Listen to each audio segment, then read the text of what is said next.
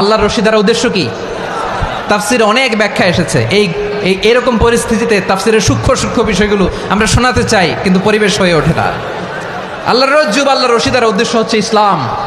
আল্লাহর রজ্জুব আল্লাহর রশি দ্বারা উদ্দেশ্য হচ্ছে কোরআন, কারণ কোরআন আমাদেরকে ঐক্যবদ্ধ করে, ইসলাম আমাদেরকে ঐক্যবদ্ধ করে। চিল্লায় বলেন ঠিক কিনা? এজন্য আল্লাহ বললেন, তোমরা আমার রশিকে আঁকড়ে ধরো, বিচ্ছিন্ন হয়ে না। আমার দেয়া নেয়ামতগুলো স্মরণ করো। যখন তোমরা ছিলে শত্রু, তোমাদের মধ্যে হৃদয়ে আমি আল্লাহ ভালোবাসা ঢেলে দিলাম, ফলে তোমরা সবাই ভাই ভাই হয়ে গেলে। তোমরা সবাই ছিলে জাহান্নামের কিনারায়, জ্বলন্ত অগ্নিকাণ্ডের পাশে। আমি আল্লাহ দয়া করে ঈমানের বদৌলতে তোমাদেরকে আগুন থেকে ফেরালাম।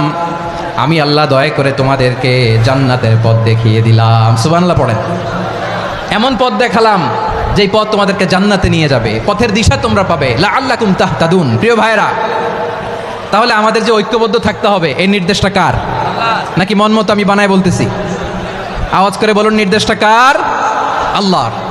তাহলে আমাদেরকে ঐক্যবদ্ধ জীবনযাপন করতে হবে। প্রিয় ভাইরা, ইসলাম আমাদেরকে ঐক্যবদ্ধ করে।